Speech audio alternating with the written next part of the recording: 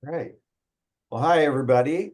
This is Joe Portoghese. I am president of the AIAMC, and I'm speaking today with Deb Simpson and Jake Bidwell, who are the winners this year of the National Initiative Impact Award, and they're from Aurora Health.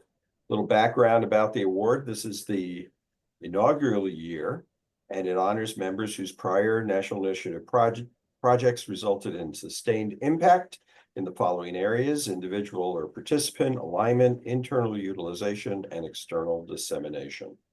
So Aurora was selected based upon their work in National Initiative 8, which was JEDI, Justice, Equity, Diversity, and Inclusion. So Deb and Jake, tell us a little bit about your project, the outcomes, and how you sustained the work to wind up being the award winners. I'll take that one. This is Deb Simpson. I think we need to understand that often when Aurora participates, we have multiple projects under this, and so we actually submitted as a bundle with an emphasis on one. So we had a couple on from like our internal medicine, minding the gap to reduce disparities in young African American blood pressure, and our family medicine also was trying to look at hypertension, and our GI fellows were looking at trying to promote that you having a primary care provider for patients with IBD.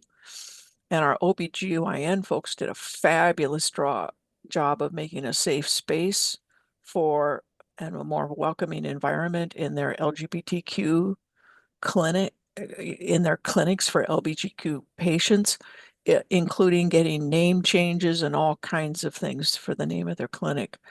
The one that Jake and I were most involved in is standing up to patient microaggressions. And we started with patient microaggressions because that, according to the literature, was the most frequent source of where those came from. And we basically took the Mayo Clinic's grit model and modified it a bit because we're memorable people. We can't remember long acronyms, so that was short. And then we used scenarios from our own folks, our faculty, residents, students, nurses. Unfortunately, like everyone, we had plenty of them to choose from. And then over time, we shifted from patients to peers, faculty, and others. And most of the workshop, to be honest, was the application of the model and giving people a safe space to try and practice. And the conclusion was this is really hard to do because we expected not the recipient of the microaggression to be the respondent, but someone else on the team who was the most senior leader. Because we think you have to upstand. And if you're the recipient, you're still trying to process this microaggression or slur or behavior. So that's kind of a broad overview. Would you? All right, Jake, you want to tell us, do you have a little more to add about that Mayo Clinic model and how you used it? Yeah, that's something that, Deb is just amazing for really all of our teams, looking at what's out there already in the literature that we can borrow from and adapt so that we're not reinventing the wheel every time. And that particular model is nice. I mean, in part, it spells out grit. And, Deb had shared a few different possible models for us to model it based off of. That seemed to be the most brief and most memorable, because you definitely have to have grit if you're going to, stand up in the face of discrimination, really, of any kind. And then I think we all kind of recognized, as Deb mentioned, that the people who really have to have the most grit are the people who receive them. However, the people who then have to have the grit to stand up and pass this up the chain of command and make sure that they are responding in an appropriate way, centered around, again, centered around the source, but also making sure that we're continuing to provide appropriate and high level care for the individual who may have, inadvertently or overtly done something to kind of fracture the relationship between the patient and their team. Well, that's great work. I spoke to the new members at the luncheon at the annual meeting, and I told them, looking back at the national initiatives, we were pretty much anticipating the clinical learning environment and how medical education improves it way back with National Initiative 1, and here we are now just announcing 10. And the fact that you guys have sustained some of what you did back in 8 is just incredible. So what would you tell somebody who's just thinking about participating in the national initiatives? Is what was been the most rewarding part of participation? Maybe I'll take that one, Deb, first, and then you can add your perspective. For me, it's been really heartwarming to see all of the participation from residents and faculty members and how engaged they've become around topics and initiatives that are passion areas for them. And because sometimes you don't know, right? I mean, you recruit these great young physicians, you recruit the great young faculty coming in, and you're hoping that they join your culture and really kind of help move everything forward.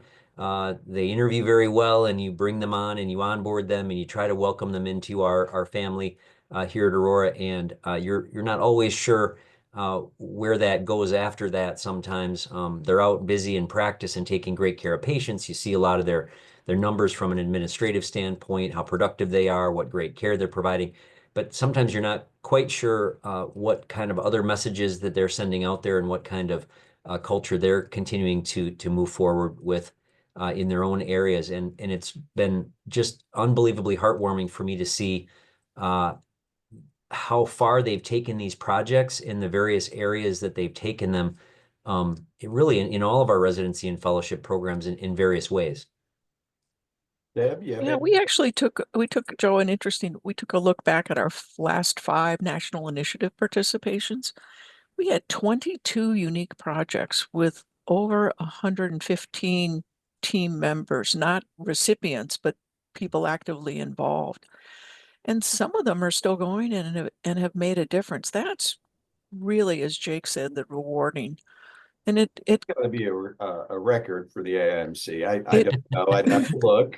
But well, you know, you it'll guys have participated since National Initiative 2. So there's some secret sauce there that has sustained this for you guys. I think it's the value driven, as Jake said. All of the projects that we have participated in, even if you just take the social and moral determinants of health, which was the last one, or the JEDI, which is the previous, these are all heartfelt commitments from people to really improve either how we teach, how we help people learn, or how we provide care. That's why you all went into medicine and medical education. So finding a way to connect to that as they scope out their projects is really critical. Well, I think Well, what would you say, Joe? You I all have think been you pretty involved. much answered the question of why would you participate in a national initiative? It is not it's not just a homework assignment. It's not just something you can say you did and check the box for some accreditation thing. You guys are clearly articulating that the national initiatives are value-based for your institution. They are improving the training and of your residents and the care they provide. That's I couldn't ask for better advertisement for the national initiatives than what you guys have just shared. Well, I think the other piece too is that we really try and align with the priorities of our organization. And that lets us connect and get some resources and help. So it isn't so insular just in our teams, but outreach to HR, to the DE&I office, or what they've evolved and have a new name at this point. But they're still doing amazing work and they work with us closely. So that's a great point because I know when I talk to other AIMC members, we want to align with the priorities of the institution. Sometimes getting them to even talk to us about the priorities and get residents involved can be tough. How do you guys do that? Is it from the top down or just leading up that makes that happen? Yeah, it's a great question, Joe. I mean, there's a little bit of both, depending on the project. Sometimes the projects are pretty easily aligned with key priority areas. Control of hypertension. No one's going to argue with that, right? The upstander one was a little outside the box as far as what the typical priorities are from an outcomes perspective. It's not going to make the organization a bunch of money, not going to, potentially save a ton of money from a clinical cost perspective. But it can certainly help drive our culture forward and make it a more welcoming place for all. And I do think that's one key area that our organization is very much engaged with, particularly for our future workforce. So, just making sure that our young talent, students, residents, fellows, faculty members, who are, quite frankly, more likely to report and more likely to experience some of these microaggressions because they tend to be more in tune with what are microaggressions. And the younger group coming up is more diverse and wants to be a part of the change. But sometimes doesn't feel like they have power, and sometimes they don't feel like anyone's gonna have their back. And so this one aligned in a couple of different ways. The other piece too that I rely on a lot is, these are accreditation requirements. In order to have a very good, supportive, psychologically safe clinical learning environment, you need these behind the scenes processes in place, and you need everybody to have a shared mental model about what that clinical learning environment looks like and what it feels like to be there. And so, we try to use both the language of the organization, which we need to learn, especially as physicians. I think we need to learn the language our organizations speak so we can translate, what the accreditation language is, what our institutional language is, and what our language is as, part of the healthcare team, to make sure that those all align so that we're all speaking the same language toward ultimately the same goal. So institutions or leadership likes to see that there are some concrete benefits, and you've spoken quite well about how your project has made the working environment better. Are there any tangible benefits? You think you're recruiting more of your graduates because of the kind of environment you promoted with your overall philosophies, not just this project? I would argue it depends on the project. I think some of our programs have taken great advantage of it. Our most recent, it's not that we advertise that we have microaggressions. That's not exactly a big draw for applicants. But when we talk about it, it's that we are clear they're unacceptable and we are working hard to address it. Some others, like some of our recent climate work, really has been an attractant for applicants because many medical students are the source behind medical schools having electives or required curriculum in planetary health. The other, Jake mentioned it, so we try and align obviously with our org priorities, and he said accreditation priorities, around quality improvement projects, but also scholarly activities. And I think when I talk to people about it, it's like this gives us a venue and a venue for our residents to come and present. So it checks off the QI project, it checks off the scholarly project for both faculty and residents. And sometimes we have students involved in our project. So I think our message is let's try and make this not a win-win, but quadruple win, if you will, so that it can help a lot of times. You've had projects, Joe. What wins for you? Oh, yeah. Well, I totally agree with you that the scholarly activity aspect, faculty development, gathering the disparate aspects of the hospital together. I know when I first started doing a national initiative, and I was trying to do quality improvement, my quality improvement department turned over 3 times while I was trying to did this, I had to work with different people, and I tell you, one of the biggest things about participating in a national initiative that I found was I thought I had to be perfect. I had to get this all done and have this perfect project. And I realized we are all learning together. We are all sharing ways to sort of pave over the potholes, uh, maximize the things we do have in our organizations, and just the sharing of techniques on how to get things done has been the most impressive. Yeah, And then we get over that. I had to be great to participate. No, you just have to want to try. And I would add, and it was reinforced when we had our final presentations uh, recently for the last initiative, having the opportunity to present and talk about candidly what worked and didn't work with uh, colleagues is powerful. But then we also have a national advisory committee member. Like in the group that I was in, it's somebody from the American Hospital Association, and they added so much to next steps and what we should do. And everybody walked away going, okay, we've got our next project. It's fabulous. So that getting out of your own organization's lens with inputs from others is also extremely valuable. Well, that's great. So we've talked about, you brought up some benefits of being in the national initiative, of course. You've got national representatives from national organizations that are giving some input. You've got collegial interaction with people from all over. What other benefits would you say accrue from being part of these national initiatives?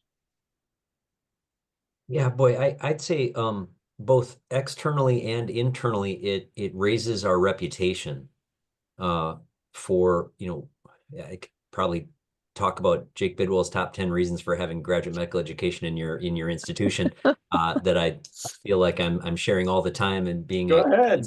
a constant walking reminder of why we have GME. And sometimes I feel like I've typecast myself in my own organization where if I try to do anything else, they're like, that's not GME, what are you doing? But it's certainly, institutional reputation is a major part of I think what the national initiatives bring. It's not just like interviews like this, but it's also or awards. It really is making sure that we get out there and we're talking with all of our colleagues who are trying to do like-minded work. Deb mentioned just some of the key leaders that we've talked with, whether it's HR or legal or compliance, or our senior leadership, our CEOs, our chief medical officers, our presidents of the hospitals, and those kinds of key roles that can either really assist your projects and really help them take flight, or they could potentially be significant impediments. Fortunately, my predecessors, including, quite frankly, Deb, has been in the key leadership team for longer than I have. And what was built ahead of me, and that I hope to have kind of sustained and maybe grown a little bit, is the relationship building that we need to make sure that there's a good understanding of why we do this. And I'll just share that I think over a long period of time, and that's some external stuff, because we're going to have to publish, we're going to have to present, we have to do these things to, check the boxes and meet accreditation standards. But anything beyond that, going out to conferences, making sure that everyone else around us in the rest of the world who sees our presentations or sees our publications, that's good reputation building for our institutions and for medicine in general. And that happens basically for free, because we're going to have to pay for these things anyways to make sure that we're having a good environment of scholarly inquiry to meet all of the typical ACGME things, and make sure that we're doing a good job of educating our learners. But once they get out there and they're good people, they're sharing their ideas, they're interacting with national organizations, other organizations on a national stage, other healthcare institutions, and other organizations like the ACGME, like the American Hospital Association, like the AAMC. All of those people coming, when they take a look at some of the projects that are happening, oh, man, that Dr. Portoghese, his organization's really good. You should go talk to him about that. And that word of mouth piece even in today's, very technology driven, very social media driven, you think everything's online, that word of mouth piece makes all the difference. Internally, when we have conversations around, how learners are treated, how our team members are treated in general, whether they're students, residents, fellows, or faculty, or other staff, we do have in this our project in particular, kind of getting back to our project specifically, we helped kind of rewrite our systems policy from a sort of a, I don't know, sort of a baseline of well-being and psychological safety. We really helped write our institution's policy around what we have as rights to our patients, as well as what patients have the responsibility of to us. And that's what kind of came out of this, is that, a lot of our learners, a lot of our faculty just sort of feel like, especially in this day and age, we're kind of sitting ducks, and we just have to take everything that our patients throw at us because we serve them at the exclusion of our own well-being.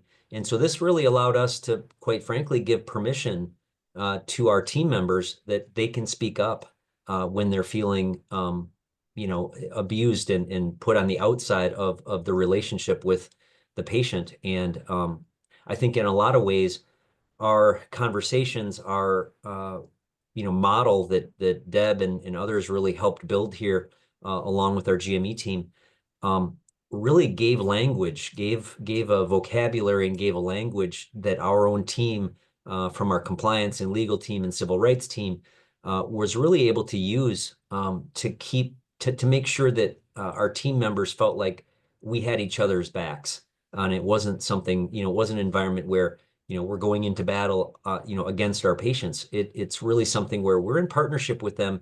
And while we can help control our own behavior, we can also help influence the behavior of our patients, and make sure that they understand what we're about, and in the level of conversation, the level of being part of a care team, which patients and their families should be part of the care team, what that responsibility is like, both to each other as well as to us. That's fabulous. That shows your project lives on, not only in what you guys are continuing to do, but in the policies of your institution. And so they're disseminated well beyond GME to the entire staff. Deb, anything you'd like to add? No, I think that puts it kind of together. We're back to the why we do these projects. And it's because it's aspirational. We use them to create where we want to be, that's ideal for learners, for faculty, for patient care. And we have not talked about it, but it can't be kind of fun. Let's not forget that part.